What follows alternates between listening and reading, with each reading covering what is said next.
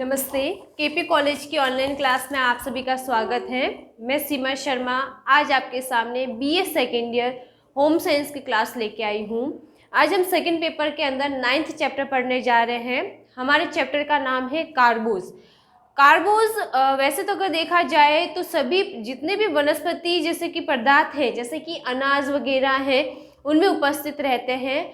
शर्करा युक्त भोज्य पदार्थों में उपस्थित रहते हैं। कार्बोज को अगर देखा जाए तो ऊर्जादायक भोज्य पदार्थ भी कहा गया है। इनको ऊर्जादायक यानी कि शक्ति प्रदान करने वाले ये भोज्य पदार्थ ऐसे पदार्थ हैं जिनको उपयोग के पश्चात हमारे शरीर को कार्य करने के लिए जो ऊर्जा की आवश्यकता होती है वो इसी के माध्यम से पूरी होती है। अगर कार्बोज का अगर देखा जाए संगठन तो उसमें कार्बोज के अंदर कुछ तत्व पाए जाते हैं, जैसे कि कार्बन है, हाइड्रोजन है और ऑक्सीजन है। इनका जो अनुपात है ठीक वैसे ही है जैसे कि जल के अंदर ये पाए जाते हैं, यानी कि H2O के रूप में, जिसमें 2:1 भी अनुपात इसको कहा जा सकता है। दो यानी कि जो दो तत्व हैं वो हो जाएंगे हाइड्रोजन युक्त तत्व और एक जो हो जाएगा वो हो जाएगा ऑक्सीजन। अगर कार्बन का सूत्र देखा जाए तो कार्बन का सूत्र होता है C6H12O6। ये कार्बन का रासायनिक सूत्र है, जिसमें कार्बन के अणु 6 है, हाइड्रोजन के 12 है और इसके ऑक्सीजन के जो है वो वापस 6 रहते हैं। कार्बोज को अगर देखा जाए 1 ग्राम कार्बोज अगर हम लेते हैं तो 1 ग्राम कार्बोज से करीबन 1 ग्राम कार्बोज से 4 किलो कैलोरी हमको प्राप्त होती है। यानी कि अगर 1 ग्राम कार्बोज ले रहे हैं तो 4 किलो कैलोरी प्राप्त हो जाएगी। वहीं अगर 10 ग्राम हम कार्बोज ले रहे हैं तो उसको इंटू करके देख सकते हैं, तो 40 किलो कैलोरी के करीबन हमारी जो है हमको ऊर्जा प्राप्त हो जाती है। फिर आता है कि कार्बोज के कार्य क्या है, यानी कि कार्बोज जो हम ले रहे हैं वो हमारे शरीर के अंदर जाकर क्या कार्य करता है।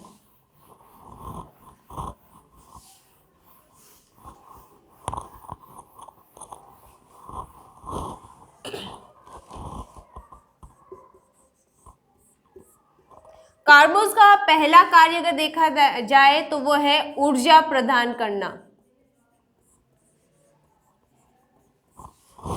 क्योंकि इसको ऊर्जादायक भोज्य पदार्थ भी कहा जाता है। चाहे सोते जागते उठते बैठते सभी प्रकार की स्थिति में हमारे शरीर को कुछ ना कुछ ऊर्जा की आवश्यकता होती है। वो ऊर्जा की जो पूर्ति है कार्बोज के माध्यम से ही पूरी होती है।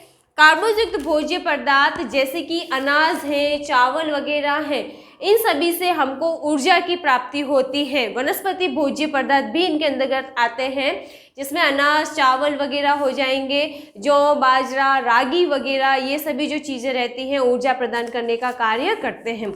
उसके अलावा शर्करा युक्त भोज्य पदार्थ है, गुड़ है, चीनी वगैरह है, उनसे भी हमारे जो कार्बोज की जो मात्रा है वो पूरी हो जाती है और हमारे शरीर को ऊर्जा प्राप्त होती है। फिर आ जाता है कि ऊर्जा के साथ ही इसका जो दूसरा कार्य होता है वो है प्रोटीन की बचत करना।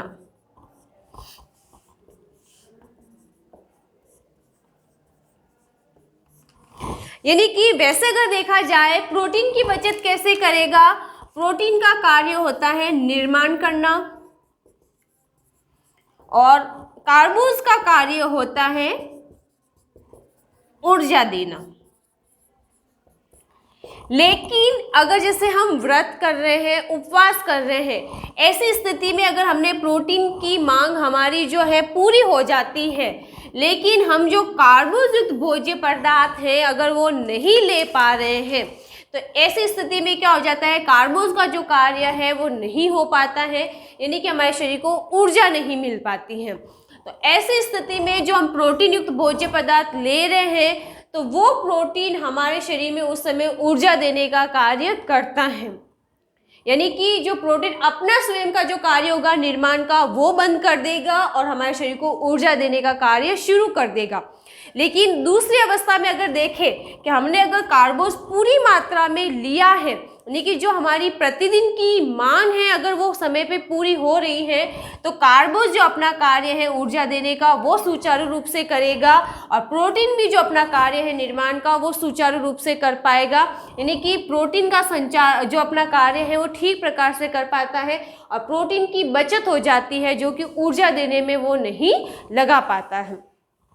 फिर आता है कि इसका जो तीसरा कार्य है वो है विटामिन डी समूह का संश्लेषण करना।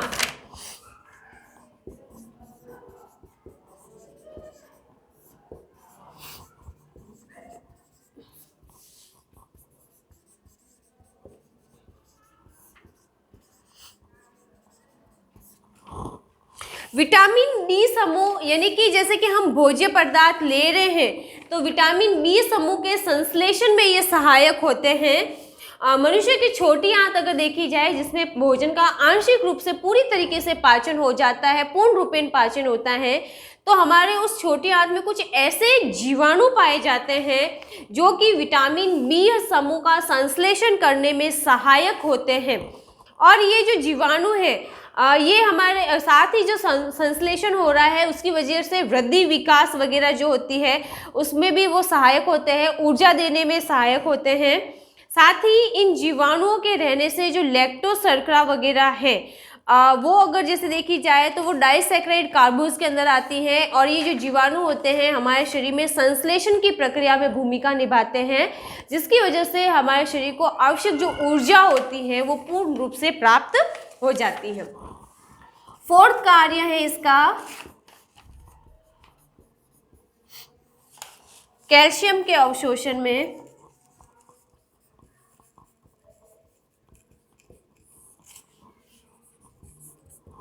वैसे सभी जानते हैं कैल्शियम जो है हमारे हड्डियों दांतों की मजबूती उनके निर्माण के लिए बेहद जरूरी रहता है, जो कि हम केवल दूध और दूध से बने भोज्य पदार्थों से ही प्राप्त कर पाते हैं।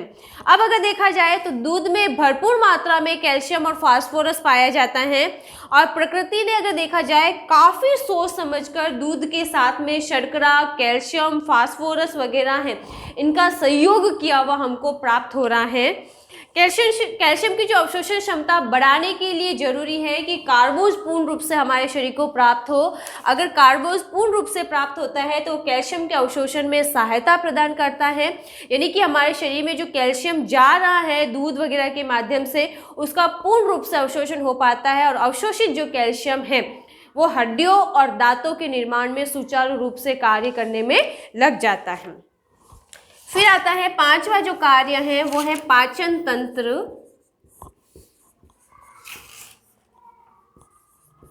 को स्वस्थ रखना।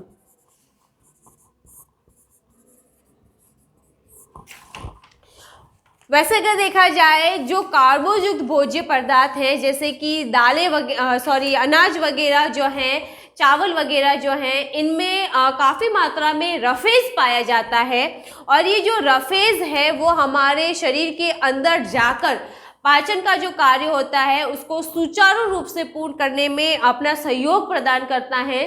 साथ ही अगर देखा जाए जो ये कार्बोज के अंदर जो रफेज पाए जाते हैं, ये रफेज जो है पाचन प्रक्रिया के समय भोजन का पाचन अच्छी प्रकार से करने में सहयोग प्रदान करते हैं।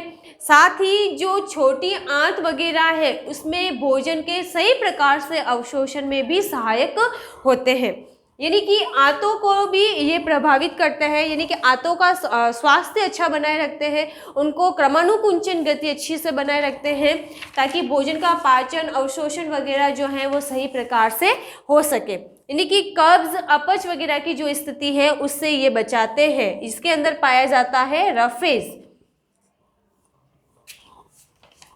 फिर आता है रक्त में कोलेस्ट्रॉल को स्तर को कम करते हैं। अगला जो इसका कार्य है वो है रक्त में कोलेस्ट्रॉल के स्तर को कम करना।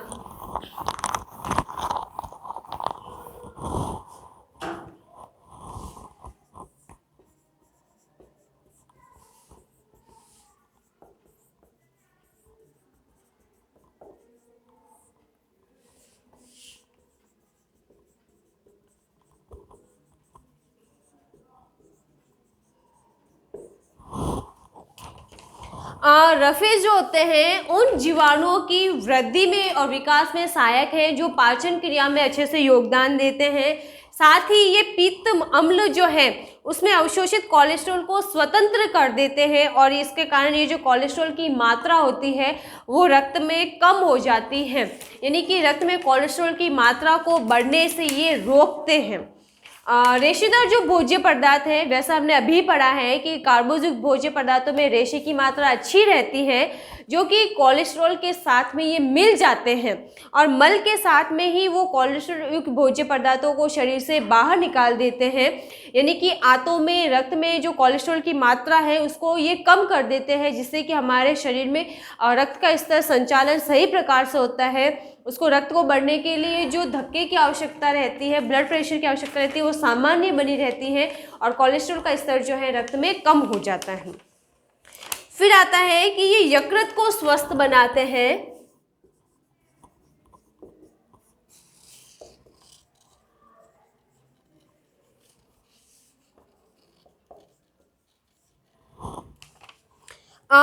यकृत में जैसे कि कुछ विषैले और हानिकारक पदार्थ जो होते हैं उनका निर्माण होता है, और साथ ही ये जो रहते हैं ये ग्लाइकोजन की उपस्थिति में ही इन पदार्थों का विकास होना शुरू होता है। यदि अगर जैसे देखा जाए कि यकृत के अंदर ग्लाइकोजन की मात्रा जो बढ़ने लगती है, तो इसमें विषैले पदार्थ जो होते हैं, हानिकारक पदार्थ हैं, उनकी मात्रा भी बढ़नी शुरू हो जाती है। तो ये ग्लाइकोजन को पुनः हमारे शरीर में ऊर्जा देने में लगा देते हैं, और उन अनावश्यक जो पदार्थ है, जो हानिकारक विषैले पदार्थ बन रहे हैं, उनको हमारे शरीर से बाहर निकाल देते हैं, और साथ ही यकृत पर प्रभाव पड़ने से ये रोकते हैं। फिर आ जाता है कार्बोज की कमी के प्रभाव।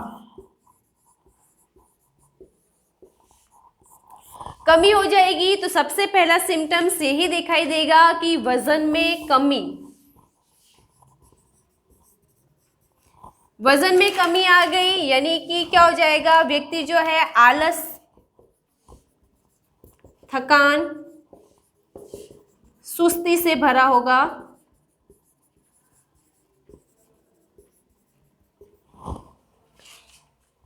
आलस्य, सुस्ती वगैरह अगर किसी व्यक्ति में देखी जा रही है तो साथ ही उस व्यक्ति का जो स्वभाव हो जाएगा वो देखने को मिलेगा, चिड़चिड़ा स्वभाव।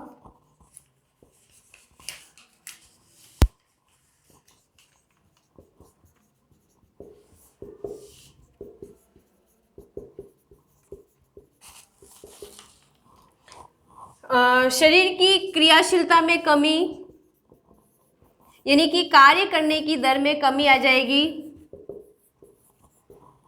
कार्य के प्रति रुचि नहीं लेंगे, शरीर थकान से भरा हुआ दिखेगा। शरीर के जो आंतरिक अवयव हैं उनके विकास वो रुक जाएगा। प्रोटीन का उपयोग जो है वो सही प्रकार से नहीं हो पाएगा। उसके अलावा जैसे कि त्वचा में झुर्रियां,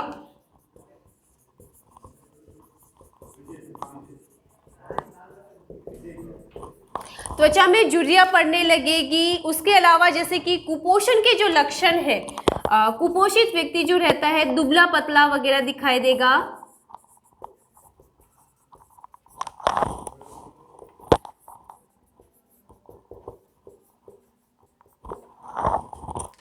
उसके अलावा आ जाता है कि कार्बोज की अधिकता के क्या प्रभाव हैं। अगर लगातार मात्रा में कार्बोज बढ़ता जा रहा है तो उसके कारण व्यक्ति में मोटापा उत्पन्न हो जाता है, और मोटापा के कारण कई सारी बीमारियां जैसे कि रक्त में कोलेस्ट्रॉल की मात्रा बढ़ जाना, वसा की अधिकता के कारण हृदय पे प्रभाव आना, हार्ट अटैक वगैरह की समस्या वगैरह ये भी सब बढ़ने लग जाती है। और साथ ही कार्य क्षमता में कमी आ जाती है, क्योंकि शरीर का जो वजन बढ़ रहा है उसकी वजह से क्रियाशीलता में कमी आ जाएगी। उसको उठने, बैठने, चलने फिरने आदि क्रियाओं के कारण व्यक्ति प्रभावित रहेगा। तो आज हमने पढ़ा कार्बोज का क्या कार्य है और कमी के और अधिकता के प्रभाव के बारे में। अगली क्लास में हम इसके स्रोतों के बारे में और इनके प्रकारों के बारे में पढ़ेंगे। तब तक के लिए सभी को गुड बाय।